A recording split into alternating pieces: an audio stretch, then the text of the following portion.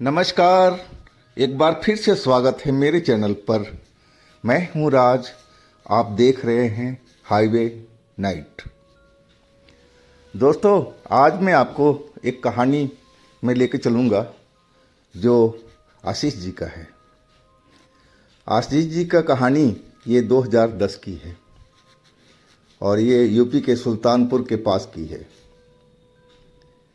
तो चलते हैं दोस्तों आशीष जी की कहानी में। लेकिन दोस्तों, आपने मेरे चैनल को सब्सक्राइब नहीं किया है तो प्लीज़ कर लीजिए और साथ में बेल आइकन को भी प्रेस कर दीजिएगा ताकि वीडियो का नोटिफिकेशन आपके पास जाता रहे, आप मेरी कोई वीडियो मिस नहीं कर पाएँ। और दोस्तों, मेरे इस चैनल को थोड़ा आप लोग सपोर्ट कीजिए। मैं इस चैनल पर बहुत ही मेहनत करता हूँ लेकिन सब्सक्राइब ज़्यादा नहीं हो पाता है और मैं उम्मीद करता हूँ कि आप मेरे इस निवेदन को आप गौर करेंगे और मेरे चैनल को आप लोग सब्सक्राइब करेंगे। तो चलते हैं दोस्तों आज की कहानी की ओर। दोस्तों, मेरा नाम आशीष है। मैं मुंबई में रहता हूँ। मेरा परिवार तो यूपी का रहने वाला है। हम सब यूपी के रहने वाले थे लेकिन मुंबई में हम बसे हुए थे। मेरी उम्र लगभग 12 साल की थी उस घटना के टाइम में जो मेरे साथ में गांव में घटी थी, मेरे नानी के घर पर गांव में। हुआ ये था कि मेरे मामा का एक लड़की का शादी था, यानी मेरी सिस्टर का, और हम सब परिवार मामा के गांव गए थे। शादी तो निपट गई थी लेकिन हमें कुछ दिन और रहना था, 10 दिन। और उस टाइम में जो मामा का बगीचा था आम का, उसमें बड़े ही आम आए हुए थे। अब मुझे आम बहुत ही पसंद था। मैं उस बगीचा में जब भी मौका मिलता और भाग लेता था और आम तोड़ने की कोशिश करता था। आम के जो पेड़ थे थोड़ा ऊंचे ऊंचे थे, वो मेरी पहुंच से बाहर थे, तो मैं अधिकांश पत्थर फेंक करके आम तोड़ने की कोशिश करता था और कभी कभी सफल भी हो जाता था और कभी कभी नहीं भी। लेकिन मेरी जो नानी थी वो हमेशा मुझे बगीचे में जाने से मना करती थी। कहती थी कि उस बगीचे में एक खूबसूरत चुड़ैल रहती है और कभी भी वो बच्चे को पकड़ लेती है। वो मुझे, नानी मेरी, डराती थी कि मैं उस बगीचे में ना जाऊं अकेले। वो हमेशा कहा करती थी कि जब साथ में कोई हो, मामा हो या तुम्हारे बड़े भाई हो, तो उनके साथ में जाओ लेकिन अकेले नहीं जाना। मैं उनकी बात को इस कान से सुनता था, इस कान से निकाल देता था। और एक दिन नानी डांटने लगी मुझे।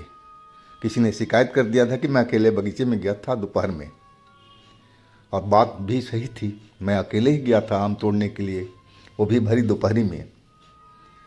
लेकिन मैं आम तोड़ नहीं पाया था और आते वक्त मेरे भाई ने देख लिया था और मेरी शिकायत नानी से कर दिया था। नानी ने मेरी अच्छी क्लास लगा दी थी। वो बोली, तुम्हें बता रही हूँ ना कि उस बगीचे में, उस पेड़ के पास में जो आम के पेड़ हैं, वहाँ एक चुड़ैल रहती है। तुम्हें मेरी बात समझ में नहीं आती। मैं अपने भोले मन से नानी को समझाने लगा कि नानी, चुड़ैल तो रात में आती है ना, तो भला दिन में कैसे वो नजर आएगी? वो तो अपने घर पे होगी, वो तो रात में ही निकलती है ना। मेरी बात सुनकर के जितने लोग थे सारे हंस पड़े थे और नानी डांटते हुए बोली मेरे को कि नहीं, यहाँ जो चुड़ैल है वो दिन में भी नजर आती है मेरे बच्चे। इसलिए मैं तुम्हें बार बार चेतावनी देती हूँ कि अकेले मत जाया कर। जाने के लिए मना नहीं करती हूँ लेकिन अपने भाई के साथ जा, मामा के साथ में जा, किसी और के साथ में जा, लेकिन अकेले मत जा मेरे लाल। वो मुझे डांटती भी थी और प्यार भी करती थी। मैं नानी का बहुत इज्जत करता था दिल जान से, लेकिन आम के मामले में नहीं। मैं चाहता था कि अपने हाथों से आम तोड़ूं और मुझे वो पसंद था। लेकिन मौका तो मिलता था कई बार, लेकिन मैं आम तोड़ने में सफल नहीं हो पाता था।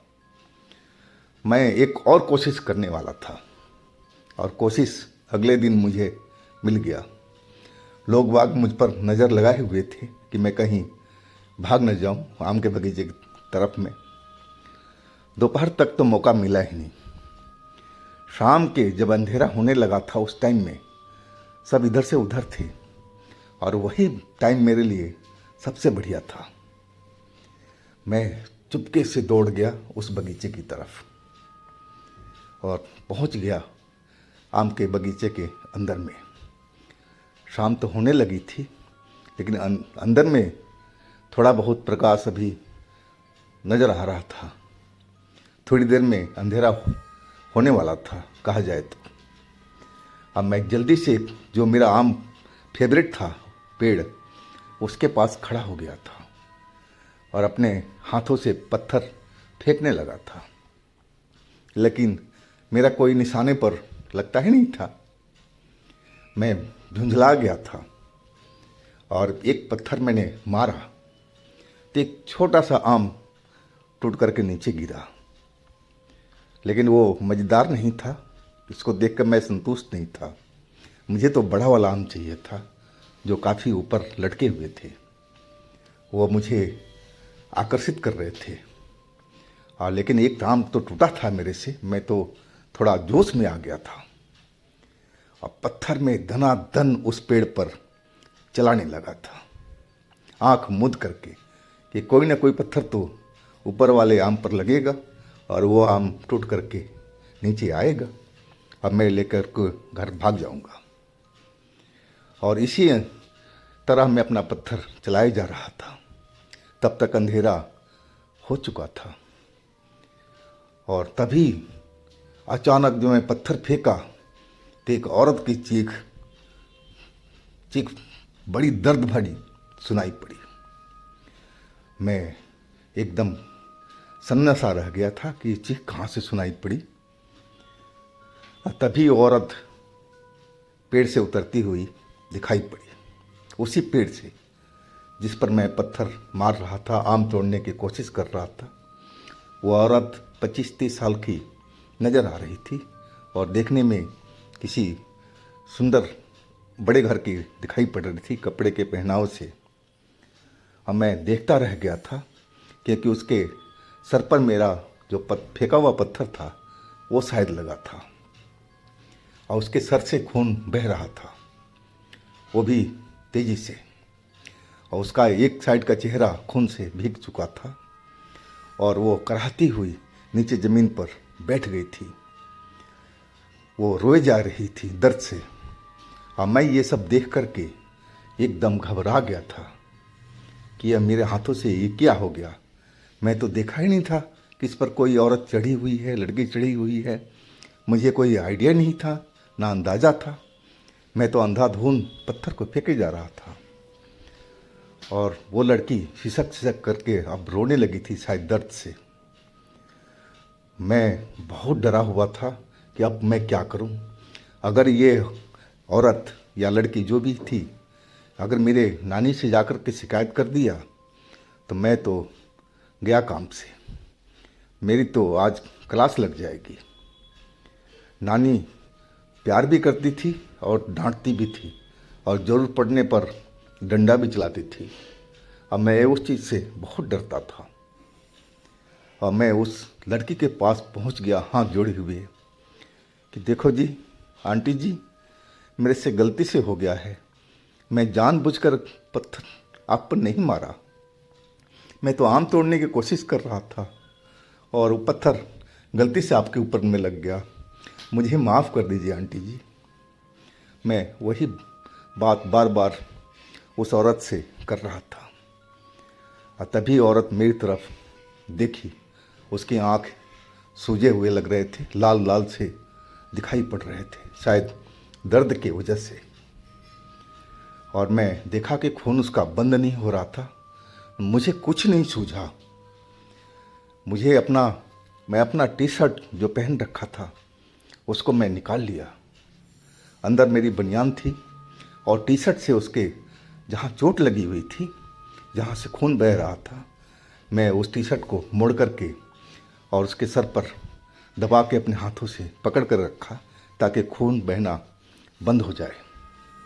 और ये मेरी जो मैं किया था उसे खून बहना बंद हो चुका था। अब औरत वो रोना बंद कर दिया था। और मैं बोला कि आंटी जी आप चलो घर यहाँ से, और किसी डॉक्टर के पास हम चलते हैं, वहाँ पर पट्टी आपको मैं करवा दूँगा, मेरे पास में थोड़े बहुत पैसे हैं। मैं ऐसे ही बोला उस आंटी से। वो आंटी उठ कर के खड़ी हो गई और मेरे टी शर्ट से जो अपना चेहरा था खून से सना हुआ एक साइड का उसको साफ करने लगी और मुस्कुरा करके बोली, अरे तुम तो बहुत सुंदर बच्चे हो, किसके घर आए हो? मैं नानी का बताया, मामा का नाम बताया, नाना का नाम बताया तो वो मुस्कुराने लगी। बोली तुम तो बड़ी अच्छी अच्छी बातें करते हो, तुम्हें ये सब कहाँ से सीखा सब? मैं गौर घमंड से बोला, मैं बम्बई में रहता हूँ आंटी, मेरे स्कूल में सब सिखाया जाता है। तो तुमने ये कैसे सीखा था कि किसी को चोट लगे तो उस पर कपड़ा रख कर के खून बंद कर सकते हैं? मैं बोला हमारे स्कूल में टीचर सिखाते हैं कि कैसे फर्स्ट एड करते हैं, मुझे सब आता है।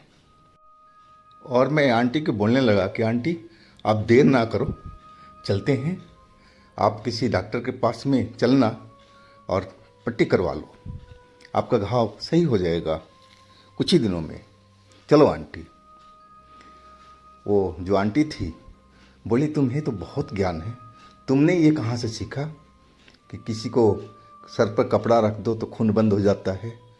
मैंने बोला हमने स्कूल में सब सीखा है, हमारे टीचर सब फर्स्ट एड के बारे में सब ज्ञान देते रहते हैं, तो मैंने सब स्कूल में ही सीखा आंटी, आप देर मत करो, चलो।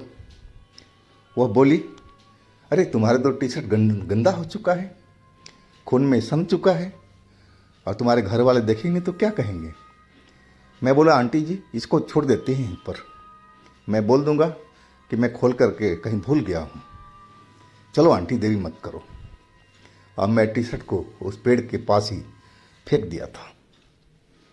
वो आंटी बोली कैसा करो, तुम आगे जाओ, मैं तुम्हारे बाद में आऊँगी, तुम निकलो यहाँ से, अब तुम्हारे घर वाले ढूंढ रहे होंगे, वो परेशान होंगे, मैं अपने आप चली जाऊँगी, तुम हमारी चिंता मत करो। और मैं वहाँ से चलने लगा था। जब आधे रास्ते में बगीचा पार कर रहा था तभी मेरे भाई की आवाज़ सुनाई पड़ी और मेरे मामा की, वो मेरा नाम लेकर के पुकार रहे थे, कहाँ पर हो तुम, कहाँ पर हो? तभी मैं आवाज़ दिया कि मैं यहाँ पर हूँ, मैं घर जा रहा हूँ। तब तक भाई और मामा हमारे पास पहुँच गए। बोले तू क्या कर रहा था और तेरा टी शर्ट कहाँ पर है? अब तो मैं फंस चुका था और मुझे सब बताना पड़ा वो सब बातें।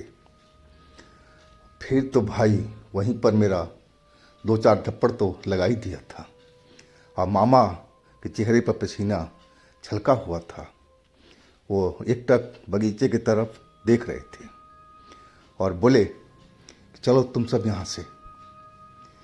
वो मेरे बड़े भाई को बोलने लगे, तुम्हें पता है ये किससे मिलकर के आया है? ये वही चुड़ैल थी जिसके बारे में मेरी माँ कहती रहती है, वो वही लड़की थी, चलो यहाँ से। पता नहीं कैसे इसको छोड़ दिया है, नहीं तो वो किसी को छोड़ती नहीं है। और फिर तो मैं जैसे सन्न रह गया था वो सब सुन कर के मामा की बात। और फिर हम दौड़ते हुए घर पहुँच चुके थे, अंधेरा बाहर हो चुका था। और घर पर गया तो हमारी क्लास नानी ने सही लगा दी थी, माँ भी डांट रही थी और नानी तो थप्पड़ से पिटाई मेरा पूरी तरह से कर दी थी। बोली तुम ये समझा रही थी ना कि तुम उस पेड़ के पास में उस बगीचे में मत जाओ, लेकिन तुम मेरी कहना नहीं मानते हो। वो तो शुक्र मनाओ कि चुड़ैल ने तुम्हें छोड़ दिया तुम्हारा भोलापन देख करके, और नहीं तो वो चुड़ैल किसी को छोड़ती नहीं है, जिसको पकड़ ले वो मार करके ही दम लेती है। मैं नानी की बात सुन कर के और भी डर चुका था। मैं नानी से बोलने लगा कि नानी, मैं अब कभी नहीं जाऊंगा उस बगीचे में, अकेले भी या किसी के साथ में भी। नानी मुझे माफ़ कर दो। नानी तो नानी थी, माफ़ कर दी, सीने से लगा लिया और रोने लगी। बताओ, वो चुड़ैल ने तुम्हें जिंदा छोड़ दिया, मैं भगवान का शुक्रिया अदा करता हूँ। नहीं तो वो चुड़ैल किसी को छोड़ती नहीं है, वो तो मार करके और गायब हो जाती है, और फिर पता नहीं लगता कि वो इंसान कैसे वहाँ पर मरा हुआ पाया गया। तो दोस्तों, ये थी आशीष जी की कहानी। और आपके पास भी इस तरह के कोई अपनी स्टोरी है, कोई अपनी आप बीती है, कोई घटना है, तो मुझे इंस्टाग्राम पर या मेरे व्हाट्सएप नंबर पर शेयर कीजिएगा। मैं आपकी कहानी को ज़रूर बनाऊंगा। मेरे चैनल को सब्सक्राइब कीजिएगा, लाइक कीजिएगा, शेयर कीजिएगा, और साथ में मेरे दूसरे चैनल पर भी विजिट कीजिएगा। उनमें भी अच्छी अच्छी कहानियाँ भरी पड़ी हैं। लिंक मैं नीचे डिस्क्रिप्शन में दे रखा हूँ, तो एक बार आप ज़रूर विजिट कीजिएगा। फिर मैं अगले दिन मिलता हूँ दोस्तों, एक नई कहानी के साथ में। आप लोग अपना बहुत ही ख्याल रखिएगा। नमस्कार।